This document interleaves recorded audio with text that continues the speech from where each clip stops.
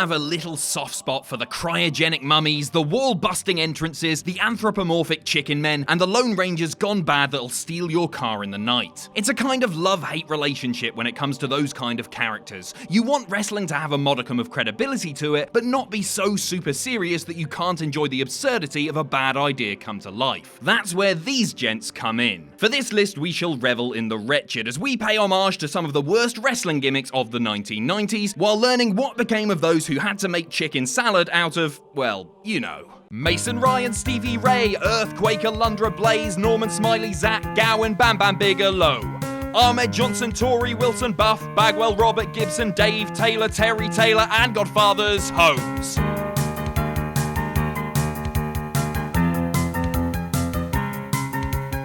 Dwayne Gill, Adam Bomb, Michael Hayes, Cor Von, S.A. Rios, Jim Manai, the manager from Kai and Tai, Jim Powers, Francine, Jack Swagger, Mean Gene, Fat Chick Thriller, Duke the Dumpster, Oklahoma Mantar. What happened to that wrestler? Some were main eventing, which leaves me lamenting.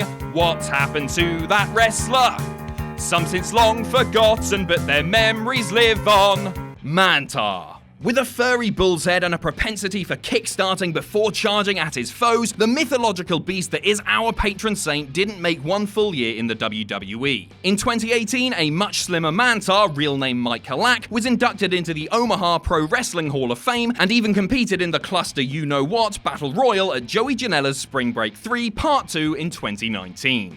Ratna Man. Poor Brad Armstrong, one of the most genuinely talented and innately reliable wrestlers that has ever graced this business, and he was called upon a number of times to don some pretty silly outfits. Case in point, Ratna Man, a familiar-looking, web-slinging superhero whose arch-nemesis was the legal department at Marvel Comics. Sadly, Armstrong passed away suddenly in November 2012 from what is believed to be a heart attack aged 50. The Red Rooster. This was more of a late 80s gimmick, but since Terry Taylor was still strutting away with his fire red mohawk in early 1990, it absolutely qualifies. The Rooster didn't win all that much with the role, but at least he got to make his entrance to some nifty rap music complete with clucking noises. Today, Taylor has a more dignified role with WWE, teaching the highest level of trainees at the WWE Performance Center alongside Shawn Michaels. Repo Man. Come on now, you can't possibly hate Repo Man. Between his dutiful absconding with the vehicles of deadbeats and his high-pitched Riddler's laugh as he jetted off into the night. Yeah, it wasn't quite Demolition Smash, but Barry Darsow took a really silly idea and made it quite memorable. Darsow remained an active wrestler well into this decade and owns Added Value Printing in Brooklyn Park, Minnesota. The Kiss Demon. Originally, the colossal Gene Simmons doppelganger was to be played by Brian Crush Adams, but the role instead went to power plant trainee Dale Torborg. The character's debut was doomed on arrival as one of the lowest rated segments in WCW Nitro history during an actual Kiss concert on the wrestling program. Torborg, meanwhile, is more known for his time spent in Major League Baseball and is the longtime strength and conditioning coordinator for the Chicago White Sox. Duke the Dumpster Droese. The mid-90s, when it seemed like WWE salaries were at an all-time low, so the wrestlers had to supplement their income with blue-collar jobs of some sort. Droese split his time between the wrestling ring and the streets of Mount Trashmore, Florida, hauling garbage on weekday mornings. Today, Mike Droese works as a peer case manager at the Warren County Adult Recovery Court in McMinnville, Tennessee. The Black Scorpion. When WCW dreamed up their idea of a shrouded figure from Sting's past, few would have guessed that the road to the unmasking would include magic tricks, a spaceship, and a pretty boring steel cage match at Starrcade 1990. And the man under the hood was the apparent last resort for the ultimate reveal, Ric Flair. Retired at age 70, the always popular Flair makes occasional appearances for the WWE and at Legends functions. Dr. Isaac Yankem, DDS. So, you have a 6'9", 300-pound monster with a good head on his shoulders, a willingness to work hard, a menacing snarl, and plenty of other upside. Naturally, your plans for him involve giving the guy rotten teeth and having him play Jerry Lawler's deranged dentist. Yankem, of course, would see better days as Kane, and is now involved in politics as the mayor of Knox County, Tennessee. T.L. Hopper. Look at that, yet another occupational gimmick, and another one that involves dealing with matters that might be unpleasant to the unguarded nostrils. After notable runs throughout many southeastern territories and Smoky Mountain, the dirty white boy Tony Anthony took guardianship of the plunger, and the rest is history. Anthony retired from the ring after having back surgery a decade ago, and resides in Knoxville, Tennessee. The Yeti. "The Yeti!" screamed Tony Schiavone as a colossus wrapped in store-brand toilet paper entered the ring, proceeding to grind on Hulk Hogan like a horny dog. Ron Reese, the man beneath the wraps, thankfully found more dignified use as the world's tallest dejected grungy in Raven's flock. The 7'1" Reese now resides in Atlanta and is a district sales manager for a local wine distributor. Giant Gonzalez. WCW tried with the Yeti, but WWE already had the market cornered on taking an abnormally tall individual and giving him a stupid costume. The former El Gigante was given a bodysuit covered in fur patches, making him look like a folklore creature with an inconsistent tan. Sadly, the 7'7" George Gonzalez suffered from a litany of health issues due to his size, requiring the aid of dialysis before passing away of diabetes and heart issues in September 2010 at age 44.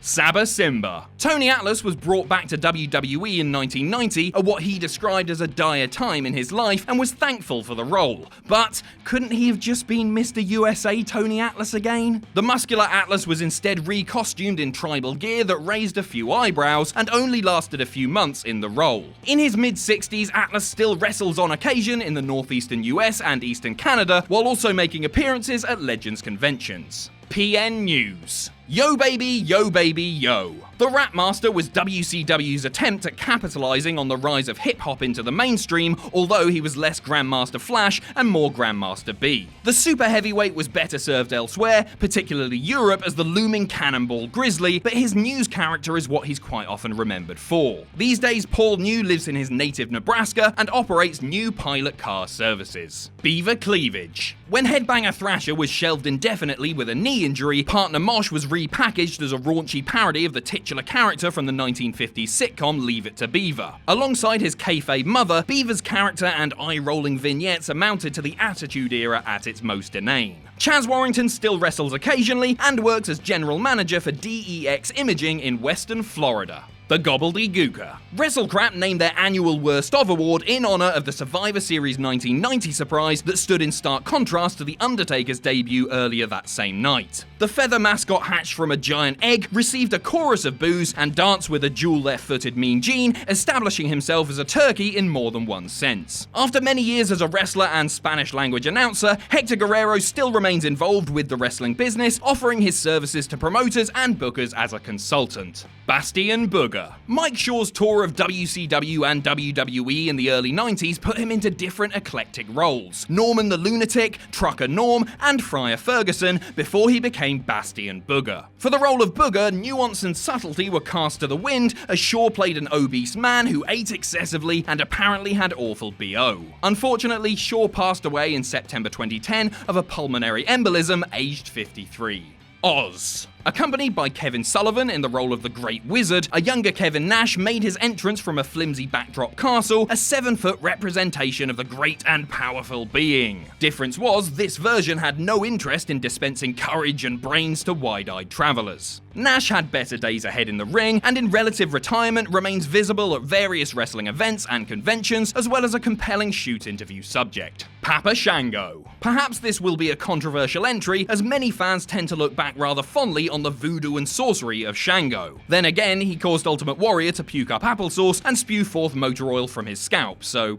yeah, Shango qualifies. Charles Wright's life improved when he became a pimp, as most would, and serves as the general manager of Cheetah's Gentlemen's Club in Las Vegas. Big Josh. A couple of years before Matt Bourne entered the evil Doink the Clown gimmick into pro wrestling lore forever, he was hanging around WCW as Big Josh, a friendly lumberjack whose hometown was the Woods. He once entered alongside some actual dancing bears, so at least it wasn't a total loss. Unfortunately, Bourne would pass away in June 2013 of an accidental drug overdose at the age of 55. Fantasio. Well, pro wrestling needed a magician, I guess, but not even Fantasio could wave his wand and help WWE magically turn around its dwindling attendance in 1995. Fantasio had two special moves, inspiring Sting's crow gimmick and giving wedgies to hapless opponents. Harry Del Rios, the man beneath the makeup, left the wrestling business about a decade or so ago and has competed in fitness contests in the years since. Hakeem. Like the Red Rooster, the character Hakeem was born in the late 1980s, but hung around for just enough of 1990 to make entry. And how could we leave out one-man gang's rebirth as a tribesman from deepest, darkest Africa, which caused him to do a pale Dusty Rhodes impression. African dream, American dream, get it? After his days as a wrestler, George Gray worked for years as a prison guard at Louisiana State Penitentiary before leaving due to recurring back injuries. The Renegade. Hulk Hogan promised an ultimate surprise to WCW fans in 1995, and what they got was,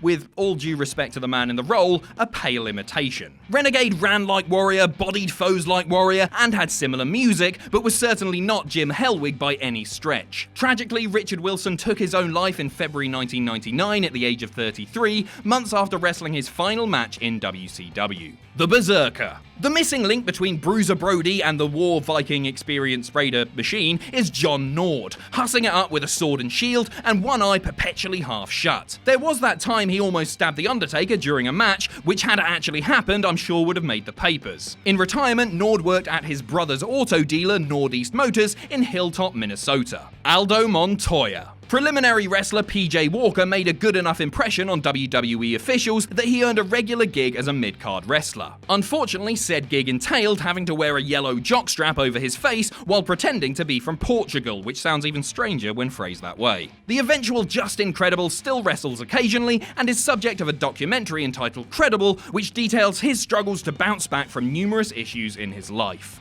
Damien Demento. Such a cool sounding name, and yet such a bizarre gimmick that could have used a little more fleshing out. The physically imposing Demento talked to his hands during matches as if speaking some divine force and claimed to hail from the outer reaches of your mind. Spooky. Outside the ring, Philip Thies became a prolific artist and has even had public exhibitions of his paintings and sculptures in the New York area. Yoshi Kwan. How to create a stereotypical Asian heel. Give him the first name of a lovable Nintendo dinosaur and the last name of an American-born figure skater, and give the gimmick to a veteran Caucasian wrestler that was born in Tampa. Kwan's brief stint in 1993 cast him as a Harley race mercenary, but little more. Christopher Ashford Smith sadly passed away in August 2018, aged 57. Max Moon. Conan was the original choice to play the part of an intergalactic grappler, but when he and WWE parted ways, veteran Paul Diamond was given the role, in large part simply because he fit into the spacesuit. The costume design, complete with circuit board and rounded ridges that made him look like a sex toy, was capped by a jetpack that never functioned. In retirement, Tom Borick worked for a time in the Parks and Recreation Department in Decatur, Alabama, but has since moved to Los Angeles. Glacier. Another gimmick that some look back on wistfully due to the similarities to Sub-Zero from Mortal Kombat, Glacier was introduced to WCW audiences in vignettes that ran weekly, and weekly, and weekly. Seriously, they went on forever. Glacier had his moments, but character-wise just didn't seem to be compatible with anyone outside of foes like Mortis and Wrath. Now in his mid-50s, Ray Lloyd still wrestles occasionally, especially as Glacier, and has volunteered his time with a number of charities in the Florida area. Kwang. The role of Savio Vega, streetwise tough guy, was far better suited for Juan Rivera than the role of Kwang, an evil ninja who seemed to incorporate every mysterious Asian wrestler stereotype imaginable, from spewing mist to throwing tons of karate kicks. Kwang lasted little more than a year before he was phased out, likely because WWE now had Hakushi to fill that void. Now in his mid-50s, Savio Vega has remained an active wrestler into 2019, still performing in his native Puerto Rico. The Shockmaster. For sheer guffaws, no wrestling debut or botch will ever have you howling quite like poor old Fred Ottman bursting through a wall in a Stormtrooper helmet and having his helmet rolled off when he tripped and fell. While his time in WCW was ruined by the blunder, the former Typhoon has found much humour in it since then. In retirement, Mr. Ottman worked as a safety inspector for Gaffin Industrial Services in Lakeland, Florida. Thanks for watching. Let us know what you think in the comments down below. You can follow us on Twitter at Cultaholic. You can find us on Facebook at facebook.com/Cultaholic. If you enjoy what we do here at Cultaholic, you can pledge to us on Patreon. That's patreon.com/Cultaholic. And most importantly, don't forget to hit subscribe and join us.